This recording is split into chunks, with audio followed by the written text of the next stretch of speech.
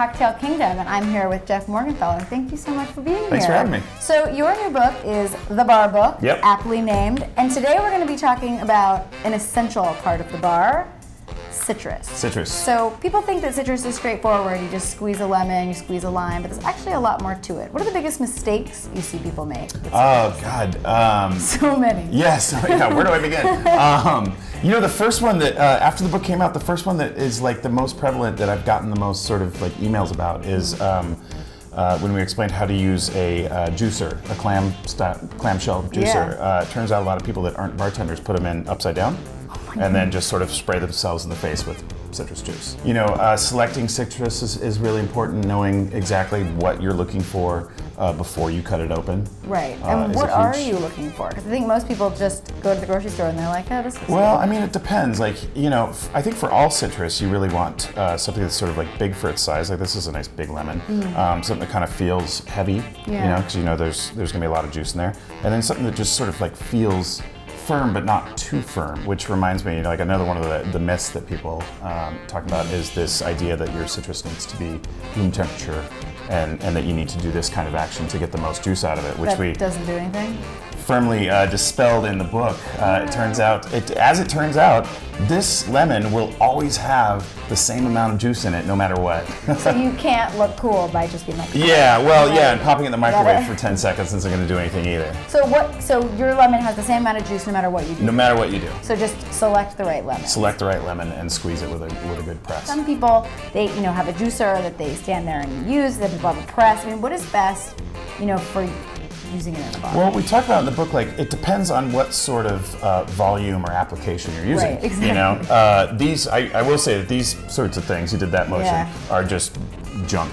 The casual home user, or like a really small bar program, we say that you should use one of the clamshell types, you know, because they're cheap, readily available, you know, it's not a big investment.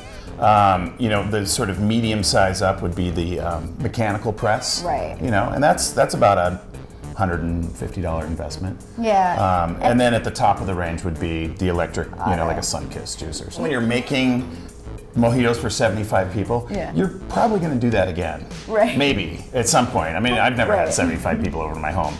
No. But I mean, I do that all the time. It's probably worth the $150 to get, you know, something that can handle, you know, a half case of citrus. You know, a lot of drinks use peel. It uses the rind. You know, you can either zest or, you know, what do you recommend in looking for the right peel on citrus? You know, well, let's grab this one right here. This has got kind of a firm skin. Press that. Yeah.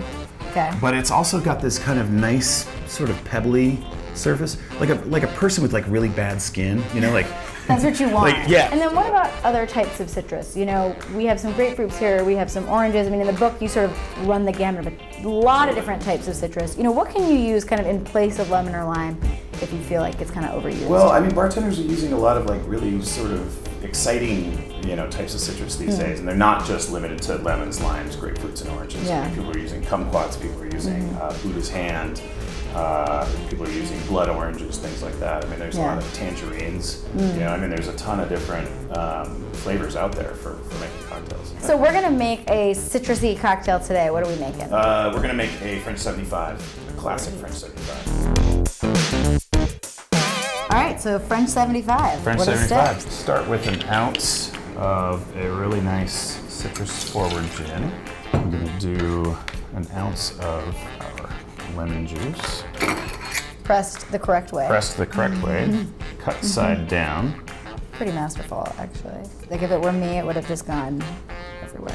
I've done this before. Who wrote the book on this? I literally wrote the book on it. All right. So an ounce of that.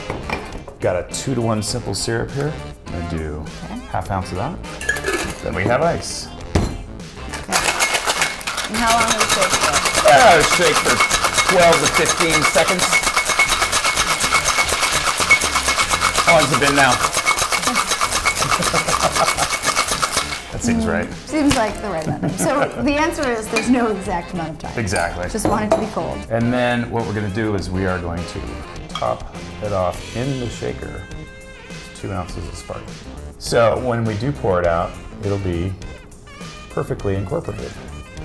Probably garnish with a little lemon twist. I was gonna say, gotta garnish with something citrusy here. Yeah, I'll just do a quick with our peel perfect here. peel that is perfectly porous. Perfectly porous like peel. a person's face. It's great. Makes me want to go use the whole bowl of citrus. Yeah, Thank you totally. so much for teaching us how to use citrus Thanks in your for having cocktail me. kingdom. Yeah. Really appreciate it.